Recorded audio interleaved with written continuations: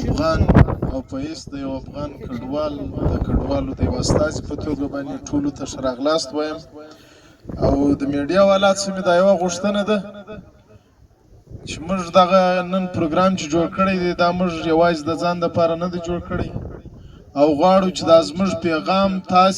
ستاسې د رسنیو د لارې څخه د پاکستان مرکزي حکومت او صوبایي حکومتونو او زموږ خپل حکومت د افغانستان اسلامي امارت او دارنګه یونایټډ نیشن یا ملګري ملتونه یونیسیار IOM چې په دوه پورې تعلق لري د دوه مخ ته ستاسې د رسنیو د لارې څخه یږدو او هیله ده چې تاسې زموږ سره د انساني همدردۍ په خاطر باندې دا زموږ غږ بدرګه کړي او دا تر دغه چارواکو پورې انعکاس ورکړي. راځو افغان کډوالو، دا زموږ مجلس چې دی موږ 15,000 کاله په احساساتو باندې تیر کړی دی. ځینې مجلسونه په احساساتي خبرو باندې نه کېږي چې موږ یې په چکچکو بدرګه کړو. موږ باید خپل پیغام خپل میسج که دلته وي که هلته وي په داسې انداز باندې ورسوو چې خلک ته اطمینان ورکړو، هغو ته دا باور ورکړو چې موږ دا زموږ مجلس دا ستاسې په ګټه هم دی او زموږ د افغان کډوالو په ګټه هم دی. رالو دلته د افغان کډوالو خبره یوازې د سرخاب یا د پشن د ضلع یا د سرانانو د تراټې نه ده، دا بلکې د پاکستان کې 450 کیمپونه دي. دلته یو ملګري خبره وکړه 4 دي یا 4 نه دي، 450 کیمپونه دي. 43 په خیبر پښتونخوا کې دي، 12 په بلوچستان کې دي، نور په پنجاب کې دي. رالو دا وخت په پاکستان هیواد کې 13 لکه څه تر 13 لکه پورې د پیوار کارت یا شنه کارت درلودونکي افغان کډوال په پاکستان کې دي. 8 لکه څه تر 15,000 پورې په 2019 کې زموږ هغه افغان کډوال چې د لسیزو څخه پراته وو چې هغه اکثره کاروباري خلک دي چې دا OCCC کارت یا افغان سټیزن کارت ورته وایي. دا درې جانبه پرېکړه وسوه چې په هغه کې د IOM فنډینګ وکړي. حکومت پاکستان او د افغانستان د تیر وخت د اشرف غني صاحب د حکومت وزیر مهاجرین بلخي دا معاهده په اسلام آباد کې وکړله، نو په هغه کې زموږ افغان کډوالو ته دغه د ECC کارډونه جاري کړل شو چې دا نن یې د نیولو یا د ګرفتاریو د لاسه موږ تاسې دلته سره راټول او 6.5 لکه هغه افغان کډوال دي کله چې په 2021 کې په افغانستان کې سیاسي تحولات راغلي، په هغه کې هغه حکومتي چارواکي و یا حکومت خلک و هغه راواوښتل پاکستان هېواد ته چې ځینې د یورپ او امریکا سفارتونو واده ورسره کړې وه، ځینې خارج ته انتقال کړه او ځینې په اسلام آباد او پنډۍ کې ناست دي. راځو اوس زموږ موضوع ته دغه د میډیا دپاره یو ډیټیل و چې ما وړاندې کړی چې د دوی سره د انفارمیشن راسي په ذهن کې. رالو زموږ د افغان کډوالو مسله په 2023 د نومبر په میاشت کې د صوبه سند د حکومت د خوا څخه پیل شوه. د صوبه سند حکومت څخه بیا وروسته په هغه ټیم کې نګران حکومت و چې نورالله کاکړ وزیر اعظم او سربراز بګټۍ صاحب چې دا اوس د بلوچستان وزیر اعلی دی دا وزیر داخله و. په هغه کې هغه افغان کډوال دا زموږ کډوال پر 3 کټګورۍ یا پر 3 برخو ویشل شول. یو هغه افغان کډوال و چې کوم ډاکومنټ یې نه درلودله چې 2023 څخه تر اوسه پورې تقریبا د 8.5 لکه پورې اوښتي دي. و چې کوم د ECC کارت درلودونکو افغان کډوالو د ایستلو خبره کېږي. موږ حکومت پاکستان ته د خپل مجلس په دې انداز یږدو چې موږ 40 کاله مخکې ستاسې هېواد او خپل دغه کم ځایي پښتانه چې دي که په خیبر پښتونخوا کې دي که دلته په جنوبي پښتونخوا یا بلوچستان کې دي، موږ رالو حتی په سند پنجاب کې ځایي خلکو ولسونو موږ ته خپل په غېږ کې ځای راکوي، خپل په کورو کې موږ ته ځای راکوي. موږ سره خپله یوه ګوله مړۍ شریکه کړله او پاکستان حکومت 40 کاله زموږ د افغان کډوالو میزباني وکړل تر دا ننه پورې. خو چې کله پاکستان حکومت وایي چې د افغان کډوالو یا د افغانانو څخه موږ ته ځینې خدشات شته،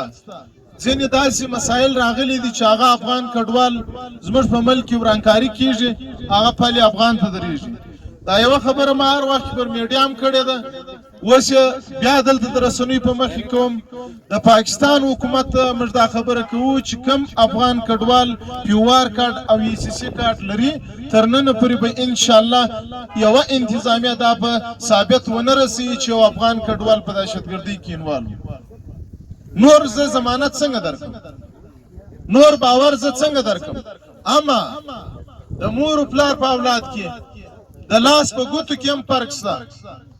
یوه وړه ده یوه غټه ده یوه څنګه ده. یو څوک به جرم کوي د هغه مجرم سزا باید ورکړل سي، خو د هغه سزا باید ټول افغان کډوال ته ورکړل سي. دا نن دلته هم کوم مخکې مو هم کړې ده. خو رالو چې اوس د حکومت پاکستان پریکړه کړې ده او دا خبره یې حتمي کړې ده چې د ECC کارت درلودونکي به وځي، خو زموږ ځینې مشکلات دي، هغه د رسنیو د لارې او د خپلو مشرانو چې کوم دلته ناست دي د دوی د لارې څخه او د سوشل میډیا د لارې څخه که کوم حکومتي چارواکو سره ناستې پاستې کېږي د مشرانو، باید وړاندې کړو او تاسې ورته وړاندې کړئ. اول دا دی چې موږ 40 کاله زما پلار ځوان و چې دلته راغلی و، زه په بندي خوشحال خان کې پیدا شوی په پښین کې. نن زما پلار همدلته ښخ دی، اډونه یې خالص. حالانکه ما زه خپل په کلي کې دونه بلد نه یم لکه په پښین کې، هلته په وطن کې. اوس چې زه د 40 کاله زندګي ختموم، دا په 3 میاشتې په یوه میاشت کې نه کېږي، دا ټیم غواړي. مګر دا یوه خبره کوم، هغه چاته چې به هر ناس وي پر افغان کډوالو زموږ خپل افغانان خبره کوي چې تی نو ولې هلته مړې سترګې ناست یاست. وروره تا اول زه ستا څه دا پوښتنه کوم چې دغه افغان کډوال چا راویستل، دا مهاجرت ته چا تر دا ځایه پورې په دا کیمپو کې پرېښود؟ دا هغه مشرانو راویستله چې ول موږ تاسو ته ازادي راوړو. نن دوی په بنګلو کې په خارج کې ناست دي، نن د هغه مجاهد زوی په کیمپ کې ناست دی، در په دره پوس ولې نن ته پیغور مه ورکوه. نن د دغه مهاجر وینه وه چې تا تجارت پر وکوي، نن ته په یوروپ او امریکا کې ناست. نو په کار دا ده چې موږ دا وخت لویه ګیله د ملګرو ملتونو څخه، خاص کر د UNHCR څخه او دا یویمه څخه. ملګري ملتونه د ټولې نړۍ د قومونو ګډ کور دی. په انګلیش کې یونایټډ نیشن ورته وایي، موږ په پښتو کې ملګري ملتونه ورته وایي، په فارسي کې بین الملل ورته وایي، په اردو کې اقوام متحده ورته وایي. ته د ټول ملت نه وبخښه د نړۍ ګډ کور یې. ته په افغانستان پر حکومت باندې الزام لګوې چې تا د نجونو تعلیم ته برخه نه ده ورکړې، تا حقوق بشر پایماله کړی دی. زه ستا څه پوښتنه کوم، په 4-5 کیمپو کې دا وخت ټول سکولان ستا انډر دی سپورټر یې ته. نن نجلۍ سکول ته نه ځي، د پلار یې د ECC کارت درلودونکی دی، دا د ECC کارت درلودونکی ده، ورور یې د ECC کارت درلودونکی دی، ستا تر چتر لاندې نن دا ښوونځی ته نشي تلای. نن پر افغانستان سیاست که دلته ولې د دغه حقوق بشر پایماله دی، د دې پوښتنه ولې نه کوي؟ نن دغه ماشوم ښوونځی ته نه ځي، خو ته وایې زه د بشریت پالنه کوم. دا د بشریت پالنه چې ته کوې، دا 40 کاله تا موږ ته د بشریت نارې ویلې، نن ولې د پاکستان او د افغانستان په مابینځ کې خیر نه غواړي؟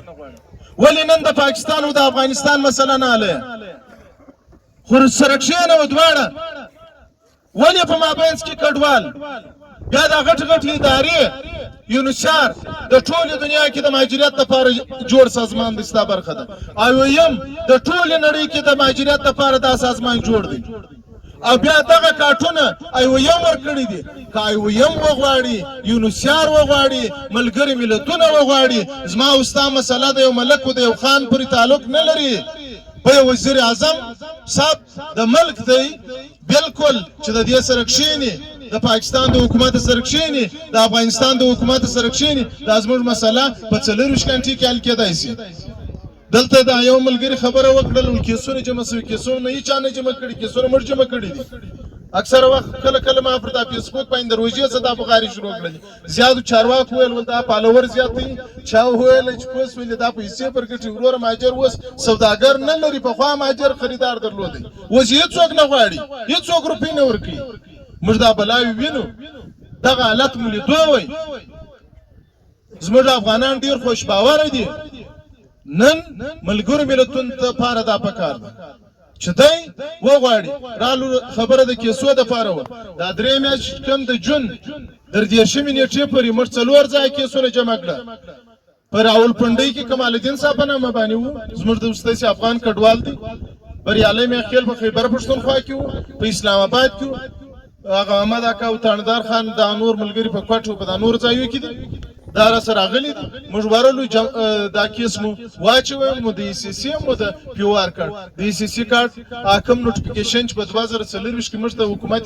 پاکستان راکړی و چې ته استې کارډونه د پیو آر کارت در 2024 پورې د 25 د جون پر اعتبار لري هغه بیرته تصدیق کړل موږ ته د 3 میاشتې وخت راکړي تا نن نوټیفیکیشن جاری کړي کچېره تاسو د مسله موږ ته ټلیفون په داسین پنجاب کې د پیو آر کارت والا نیول شوی دي ته ولې دا دغه باس خاص نه کوي دا زموږ مسله چې د نړیواله ده دا زموږ ستاسې مسله چې د یونیسیار پر تعلق لري دا زموږ ستاسې مسله په IOM پر تعلق لري دا زموږ ستاسې مسله په ملګرو ملتونو پورې اړه لري په کار دا دی چې دا پر دې اکشن واخلي رالو د پاکستان مسله او زموږ د کاروباریانو مسله ده اول ورځ د کلاسیک پلان ملګرو ماته ټلیفون وکړ یو جرګه موږ ورلو تقریبا 200 کسانو نواب صاحب ته ورلو مجلس ما ورته وکړي ما نواب صاحب مجلس چې ما کوم نواب صاحب ته کړی دا په پښین ضلع کې د پښین د دولت خان ناست دی نور چې کوم د دې علاقې ذمہ دار خلک دي که سردار امجد خان دی که سردار بل اصغر خان ترین دی که دا وچ کمی مینی دی یا ام پی دی پوس ولې دوه ته دا خبره راځي چې زموږ د افغان کډوالو دلته کاروبار دی خاص کر دا د سرخاب خلک زشه دلته زمیندار خلک شته د دوی پراپرټیان شته یوازې په سرخاب کې نه په آل پاکستان کې داسته په کار دا اوس د دوی باغو کار کړی در اوس پر په ګل کې سیزن یې پاته دا څه وکړي دغه څه وکړي آیا په یوه میاشت کې دا تلای شي یا نه یو خو د زور معامله ده لکه دا اوس چې نیول کېږي در باډر یې واړو یو دا مسله ده چې زه په خوشحالۍ د خپل ورور سره رخصت واخلم نو په کار دا ده چې د حکومت پاکستان او خاص کر د دې سیمې خلک چې دي که هغه پښتون دی که بلوچ دی که سندی دی که پنجابی دی په دا ټولو علاقو کې زموږ افغان کډوال میشت باید د دوی دپاره دا په کار ده چې زموږ دغه غږ دوی د خپل حکومت سره شریک په احساساتو نه دغه زموږ غږ شریک چې دغه افغان کډوال څه وکړي 40 کاله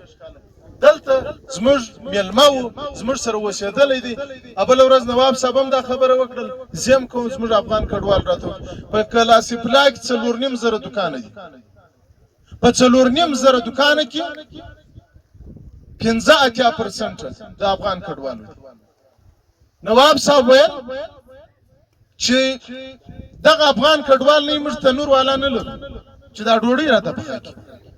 زمیندار خلک نه لرو چې دا زموږ باغ و پټۍ چې د دا راته سنبال کړي نو په کار دا ده زموږ د یو مسلمان په حیث باندې د یو انسان په حیث باندې د یو پښتون په حیث باندې د دې علاقې د خلکو څخه د ټولو سیاسي پارټیانو څخه او د ټولو سردارانو نوابانو خانانو څخه زموږ دا هیله او غوښتنه ده چې زموږ دغه غږ د خپل حکومت سره شریک او یوه خبره د پاکستان او افغانستان په اړوند باندې کوم موږ